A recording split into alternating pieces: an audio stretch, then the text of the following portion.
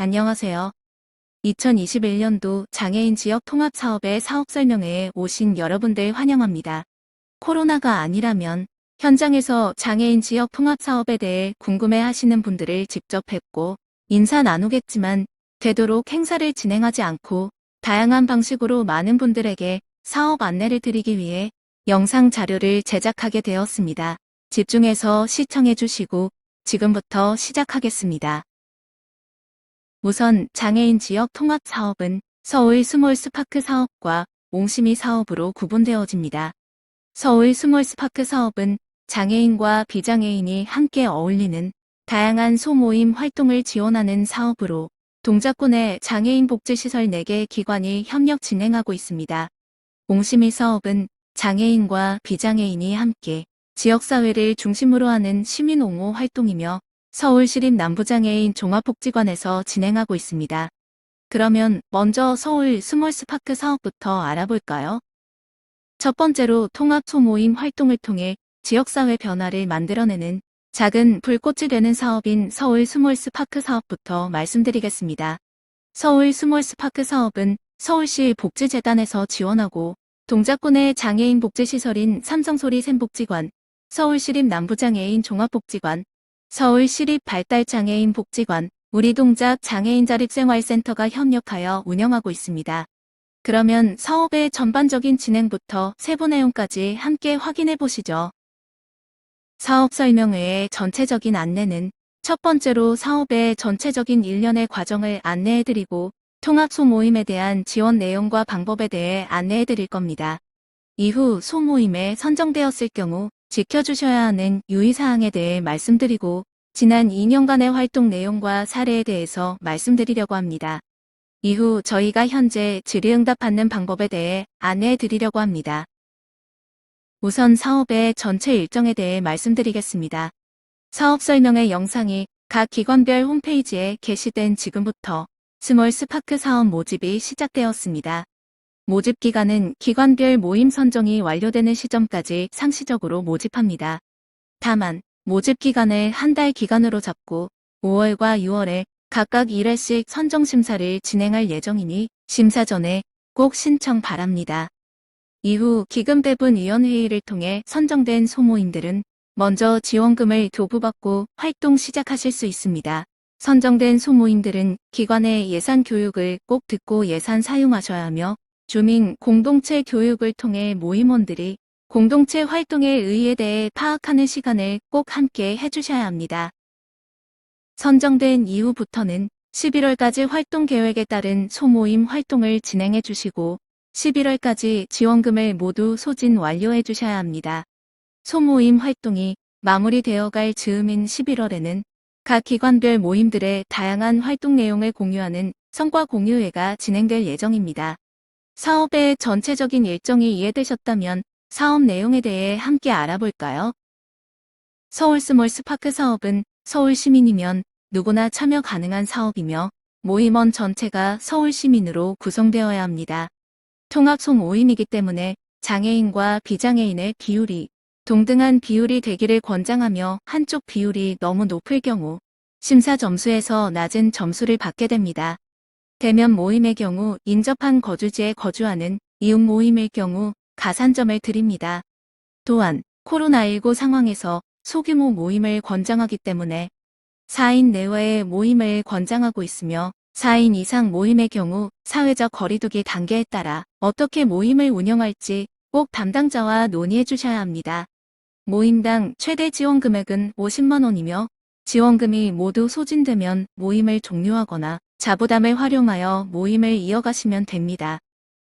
소모임의 신청 방법에 대해 알아보겠습니다. 현재 동작구 서울 스몰스파크 사업의 경우 4개 기관이 협력해서 진행하고 있고 기관별로 담당하고 있는 장애 유형이 다르기 때문에 소모임원의 장애 유형에 따라 기관을 선택해 신청해 주시면 됩니다. 현재 기관 홈페이지에서 활동 신청서 다운로드가 가능하며 작성한 신청서는 팩스 혹은 방문 제출해 주시면 되지만 코로나19로 외부 인원 출입이 어려울 수 있으니 꼭 담당자에게 먼저 연락 바랍니다. 활동 신청서의 뒷면에는 개인정보 수집 동의서가 나와 있습니다. 스몰스파크 모임을 하면서 보내주시는 활동 사진과 영상, 참여 소감들을 다양하고 많은 분들과 소통하기 위한 자료 제작에 사용하고 있습니다. 그 외의 목적으로는 절대 사용하지 않지만 동의 여부를 판단해 신청 부탁드립니다. 처음 계획서를 냈지만 중간에 모임 계획이 바뀌거나 인원 추가와 같이 변동이 있는 것은 허용되지만 사전에 담당자와 꼭 의논하고 계획을 변경하셔야 합니다. 지금부터는 모임을 신청할 때 선정 후에 꼭 지켜주셔야 하는 유의사항을 말씀드릴 테니 집중 부탁드리겠습니다. 아래와 같은 신청 내용의 모임은 지원하지 않습니다. 첫 번째, 스몰스파크 사업은 장애인과 비장애인의 이웃관계의 형성을 통한 지역사회 안에서 삶의 의미 있는 변화를 추구합니다. 종교, 정치, 사행성 모임이 아닌 친목활동 모임을 진행해 주셔야 합니다. 추가로 일당 모임을 통해 이익을 추구하려는 모임도 지원하지 않습니다. 두 번째, 스몰스파크 사업은 서로가 이웃이나 새로운 인연으로 만나 모임 활동을 진행하는 사업입니다. 부모와 자녀가 함께 모임원으로 포함되어 있는 경우에는 지원하지 않습니다. 형제 자매가 모임원으로 함께하는 경우에는 다른 모임원들과 관계가 어떻게 형성되어져 있는지 확인되어야 하기 때문에 신청 전 사전 상담 부탁드리겠습니다. 세 번째, 스몰스파크 사업은 소모임 참여자들 간 지속적인 관계 형성을 기대하고 있는 사업입니다. 그렇기 때문에 일회성 활동만 계획해서 제출하는 소모임의 경우 지원하지 않습니다. 또한 이 사업은 서로가 동등한 참여자로 활동에 참여하기 때문에 누구를 위한 자원봉사로 바라보지 않습니다.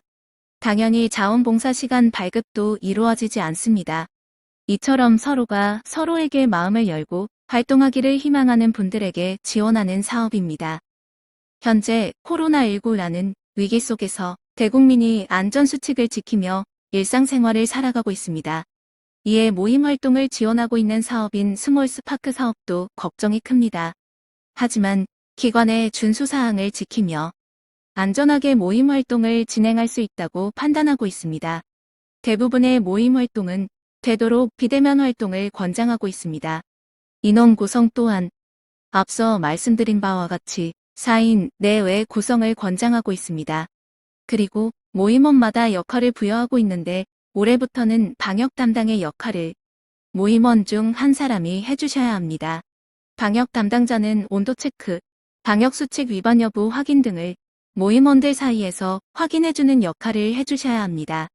비대면 모임 활동이 어려운 경우 대면 모임을 하시더라도 소규모 인원이 야외에서 활동하는 걸 권장하고 식사도 되도록 하지 않도록 말씀드리고 있습니다.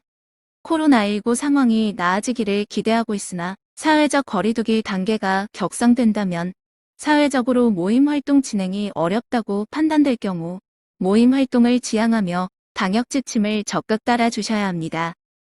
지금부터는 예산 사용 방법에 대해 말씀드리겠습니다. 우선 소모임에 선정된 이후 모임의 대표자 혹은 회계 담당자는 지원금을 지급받을 통장을 우선적으로 영원으로 만들어 사본을 제출해 주셔야 합니다. 지출 항목은 모임마다 다양하기 때문에 모든 항목별로 말씀드리긴 어렵지만 다음 화면에서 안내드리는 품목을 제외하고는 대체적으로 자유롭게 사용하시면 됩니다.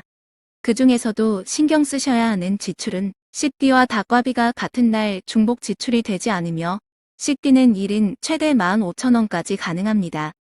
이동을 위한 주유비, 배움 활동을 위한 강사비, 활동에 필요한 활동비는 모두 지출 가능하며 선정된 모임은 각 기관 담당자들이 예산 교육을 추후에 한 번 더 진행하도록 하겠습니다.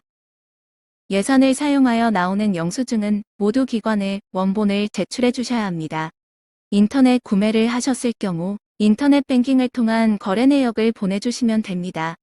영수증은 원본을 제출하는 것이 필수사항이기 때문에 분실하실 경우 제영수증을 발급 받아와 주셔야 합니다. 주류 소비, 개인 소유를 위한 소비, 소모임의 목적에 맞지 않는 소비, 안내드리는 예산 지침을 초과하는 지출이 있을 경우 해당 금액만큼 반환하셔야 하니 꼭 예산 지침에 맞는 지출을 해주셔야 합니다. 예산 사용은 모든 분들에게 어려움이 있는 만큼 애매하다고 생각되시는 부분은 꼭 담당자와 사전에 의논하고 지출해 주시기를 바라겠습니다. 이후 지원금에 발생하는 이자 금액과 캐시백은 서울시 복지재단에 반납해야 하는 금액이니 지출하지 마시고 꼭 기관에 이체해 주셔야 합니다. 그러면 지금까지 스몰스파크에 어떤 모임들이 있었는지 확인해 볼까요? 천연비누 만들기와 같은 문화활동을 즐기시던 모임부터 공연, 경기 관람, 운동활동을 즐기는 경우까지 다양한 문화활동을 즐기는 모임들이 있었습니다. 또한 바리스타 활동을 해줄 수 있는 강사를 섭외하거나 캘리그라피나 뜨개질 활동에 재능 있는 분들이 모임원으로 합류해 함께 배움 활동을 하는 모임도 있었습니다. 코로나19로 인해 비대면 활동을 하는 모임도 증가하였습니다. 서로 음식 재료를 구매하고 온라인 회의를 통해 음식 만드는 것을 보고 공유하며 각자의 집에서 비대면 요리 활동도 하고 운동 영상을 공유하며 집에서 운동하는 홈 트레이닝 활동도 있었습니다. 이처럼 모임 활동에 제약을 두지 말고 다양한 모임 활동을 생각해 신청해 주시면 좋겠습니다.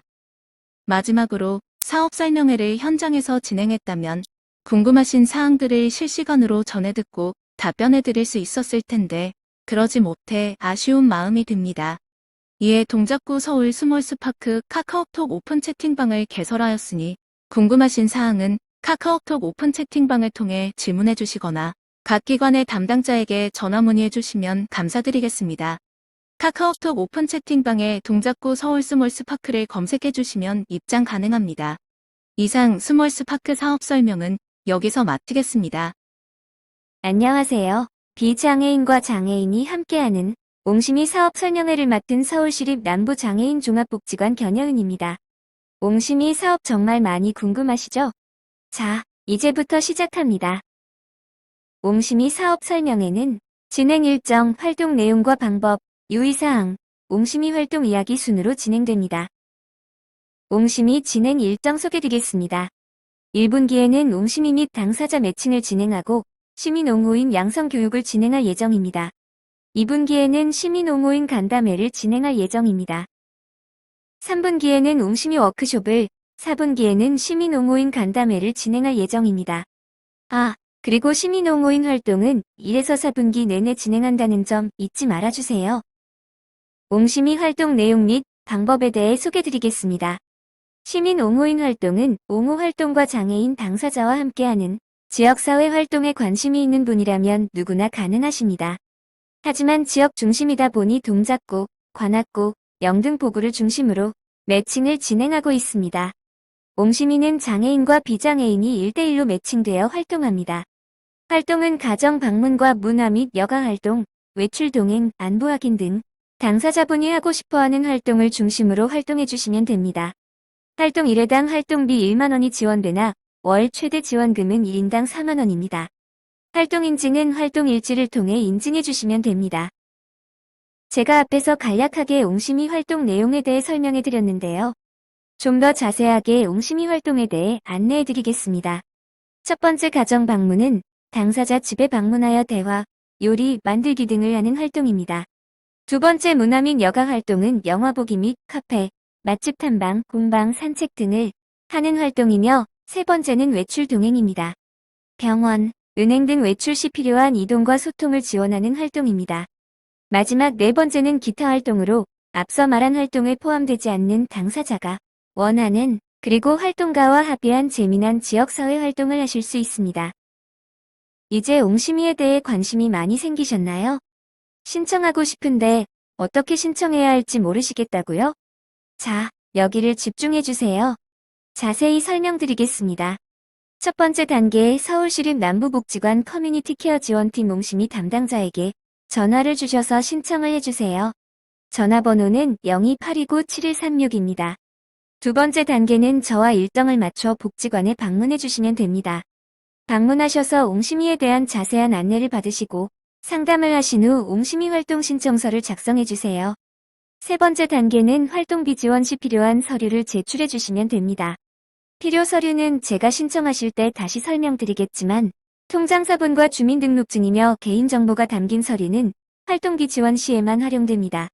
마지막이자 네 번째 단계는 담당자와 함께 당사자 가정에 방문하여 서로에 대해 알아가는 시간을 가지신 후 본격적인 활동을 시작하시면 됩니다. 코로나로 인해 지역사회 활동이 걱정되신다고요? 저도 그렇기에 그 마음 100번 이해합니다. 재미있는 활동이 되려면 서로 안전하게 진행해야겠죠? 코로나로 인한 활동 시 유의사항 설명드리겠습니다. 옹심이는 비대면 활동을 권장합니다. 하지만 아무래도 지역사회에서 장애인과 비장애인이 함께하는 것이다 보니 비대면만으로는 좋은 관계가 만들어지기엔 어려움이 있습니다. 그래서 사회적 거리두기 완화 시에는 월 1회 대면 활동을 권장합니다. 대면 활동은 사회적 거리두기 지침에 의거하여 활동해야 합니다. 사회적 거리두기 완화 시에는 월 1회 대면 활동을 권장하고 있습니다. 밀집도가 높은 지역이나 활동은 지양하고 있으며 마스크 및 소독 등 방역 지침에 의거하여 활동하여야 합니다. 코로나로부터 안전해지는 옹심이 활동에 대해 잘 보셨나요? 이제는 행복한 옹심이 활동을 위한 유의사항을 설명드리겠습니다. 옹심이는 활동가와 당사자가 함께하는 활동이지만 옹호에 초점을 맞춘 활동입니다. 이에 당사자가 직접 할 수 있는 것은 직접 할 수 있게 해주시고 당사자의 이야기에 귀 기울여 주시길 부탁드립니다. 또한 당사자가 하고 싶은 활동을 할 수 있도록 해주시고 활동 시 발생한 사항은 담당자에게 꼭 공유해 주시기 바랍니다. 옹심이가 어떤 활동을 하는지 조금 보고 싶으시다고요? 사진 보니 어떠세요? 옹심이는 친구처럼 편하게 약속을 잡고 하고 싶은 활동을 정하여 지역사회에서 재미난 활동을 하는 사업이라는 점 잊지 말아주세요. 옹심이에 대해 많이 알게 되셨나요? 관심이 있으시다면 편히 문의 주시길 부탁드립니다. 이상으로 장애인 지역 통합사업의 사업 설명회를 마치겠습니다. 해당 영상은 언제든 다시 보기가 가능합니다. 그럼 지금까지 시청해주셔서 감사합니다.